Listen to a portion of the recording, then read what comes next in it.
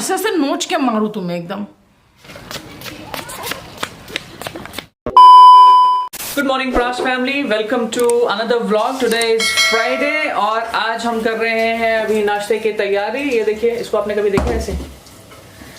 Beauty vlogger Priyanka Ghosh, तो beauty vlogger बर्तन मांजती हुई। सही बात है भाई। बताया तुमने तुमको क्या हुआ है जिसके चलते मैं ये मांज रही हूँ? तो मैडम ने सुबह सुबह लिया मेरा फोन, खोला प्रैक्टो और किया डॉक्टर से कंसल्ट। एक्चुअली कुछ दिनों पहले मेरा एक ब्लड टेस्ट हुआ था जिसमें कि मेरा SGPT और क्या था, लिवर के कुछ एंजाइम्स बढ़े हुए। हाँ, लिवर के कुछ एंजाइम्स बढ़े हुए थे और इस चक्कर में मैडम ने सुबह सुबह प्रैक्टो में डॉक्टर से कंसल्ट किया और डॉक्टर ने बोला कि क्या हो सकता है, hepatitis. This could be hepatitis. तो डॉक्टर ने ये एडवाइस किया है कि मुझे बॉइल्ड वाटर पीना है, तो उसी की तैयारी चल रही है। कितनी अच्छी बीवी है ना, कितना ख्याल रखती है मेरा।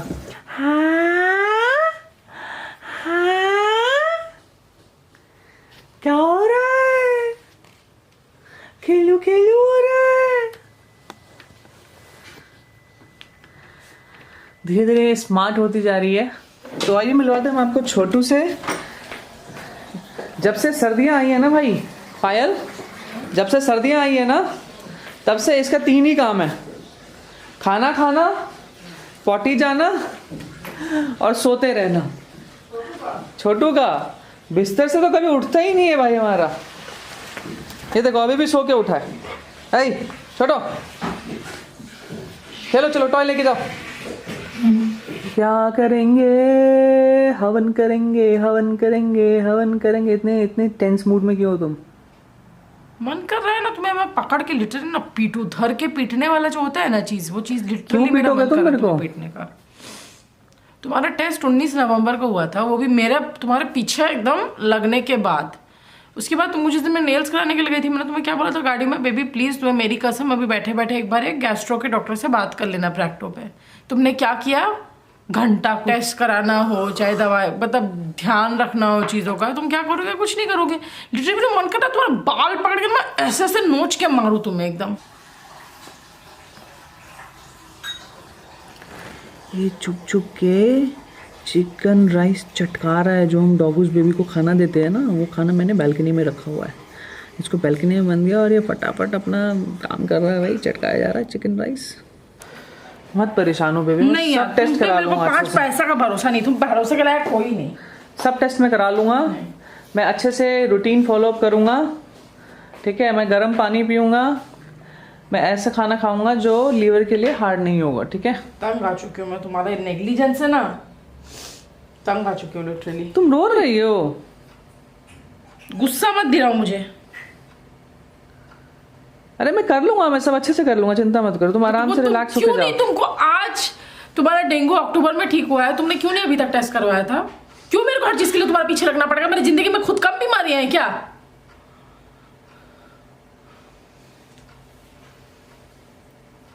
बच्चे हो क्या तुम? अच्छा मैं कर लूंगा, अच्छे से कर लूंगा मैं। अभी कितना प्यार करता है मुझसे। तुम नहीं करते मुझसे प्यार, लेकिन अगर तुम करते ना तो तुम ऐसे नहीं करते। प्यार करता हूँ मैं, सब टेस्ट कराऊंगा अच्छे से और सब कुछ बढ़िया से करूंगा।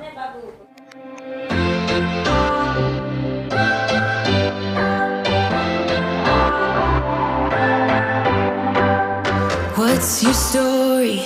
What's your sign? It's like we're twin flames in a different life. Deep connection lights a spark. It's like you know me in the depths of my heart. We're dreamers. पहले ही साफ किया था यार। गाइस ये देखिए, यहीं से बनते हैं आपके ब्यूटीफाई विद पीजी के वीडियोस और प्रियंका घोष चैनल के वीडियोस, और ये आप देख सकते हैं। यार एक बात बताओ गाइस, अभी मैंने ना नायका हॉल 2 शूट किया, तो जितना सामान आया है सब फैला हुआ है। मेरे को टाइम, अब मैं ऑफिस करने के बाद, वीडियो बनाने के बाद रात को 10 बज जाते हैं, फिर खाना वाना देख के वापस आती हूँ डॉगीज को तो 12 बज जाते हैं। अब मैं कब साफ करूँ? लिटरली मुझे टाइम ही नहीं मिल रहा। बट सही में तुम तो क्या कवाड़ा मचा रखा है यार। नहीं सोचते। हे गाइस, मैं आ गया हूँ अपनी बालकनी में और मैंने लिया छोटा सा ब्रेक ताकि मैं आपसे अपनी बाकी की स्टोरी शेयर कर सकूं और अपनी स्टोरीज को आगे बढ़ा सकूं। लास्ट मैंने बताया था कि हम बहुत अच्छे फाइनेंशियल सिचुएशन कंडीशन में थे, लेकिन 2005 में कुछ ऐसा हुआ जिसकी वजह से हमारी सिचुएशन बहुत ख़राब हो गई। तो बेसिकली वो 2005 में नहीं था, वो हुआ था 2006 में। जो लोग दिल्ली में रहते हैं, आपने न्यूज़ देखा होगा उस टाइम पे कि 2006 में हुआ था दिल्ली में सीलिंग, और जिसकी वजह से बहुत सारी शॉप्स जो हैं और बहुत सारी कमर्शियल प्रॉपर्टीज सील हो गई थी, और उसकी वजह से बहुत सारी फैमिलीज अफेक्ट हुई थी। उसमें से एक फैमिली हमारी भी थी। और हमारा क्या था कि कहते हैं ना, एक ही सोर्स ऑफ इनकम था, वो था हमारी शॉप्स, और दोनों शॉप बंद हो गई और हमारा सोर्स ऑफ इनकम भी ख़त्म हो गया। मतलब हमारी इनकम ही ज़ीरो हो गई बिल्कुल।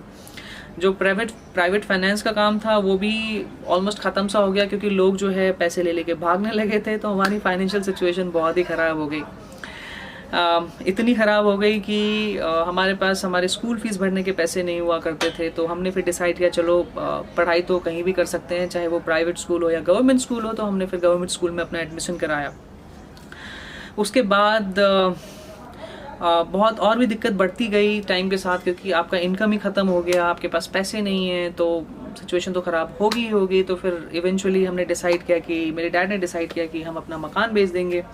तो जो हमारा एक मकान था उसको हमने बहुत ही सस्ते दामों पे बेचा, क्योंकि मजबूरी थी, और मजबूरी का फ़ायदा तो दुनिया उठाती है। तो हमारे साथ भी ऐसा हुआ, दुनिया ने हमारी मजबूरी का फ़ायदा उठाया। उन्होंने हमारा मकान जो है बहुत ही सस्ते कीमत पे ख़रीदा। बट ठीक है, चलो, जो कहते हैं ना कि जो होना होता है वो तो हो ही जाता है।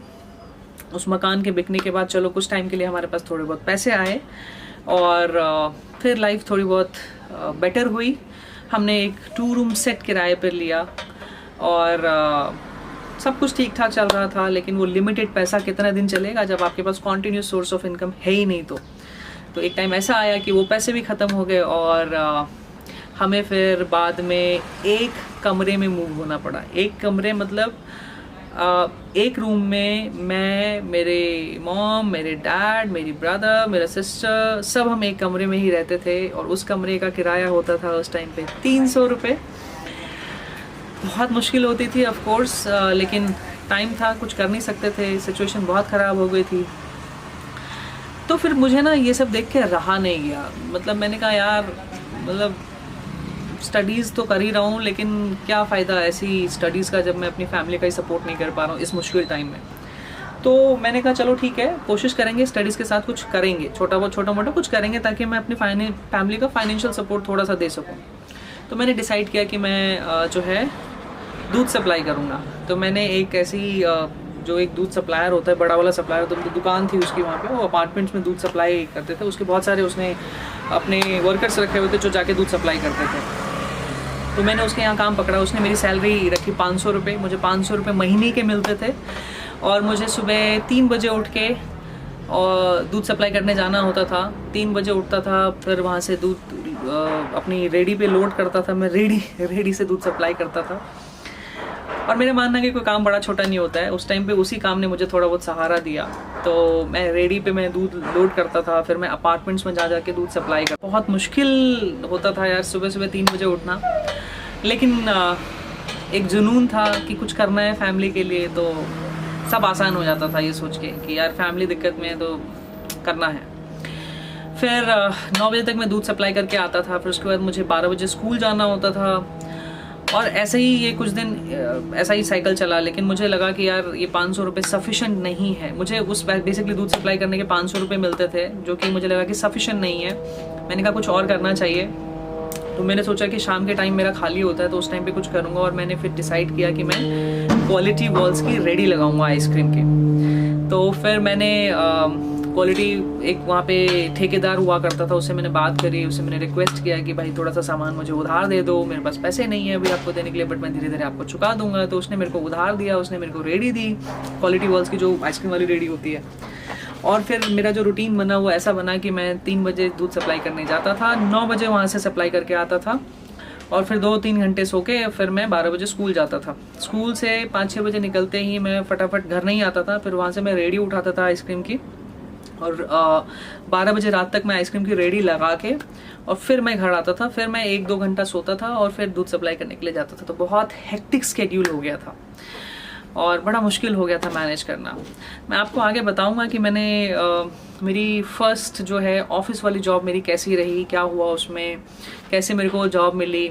आज के लिए मेरे ख्याल से बहुत हो गया, ये स्टोरी बहुत लंबा हो गया, मुझे जाना भी है वापस ऑफिस स्टार्ट करने, क्योंकि थोड़ा सा ब्रेक लिया था मैंने। तो मिलते हैं अगले व्लॉग में, मैं आपको बाकी की स्टोरी आपसे अगले व्लॉग में शेयर करूंगा कि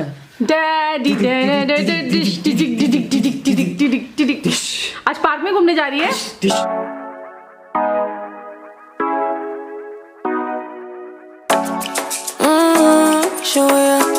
Show me the call you when you turn me on.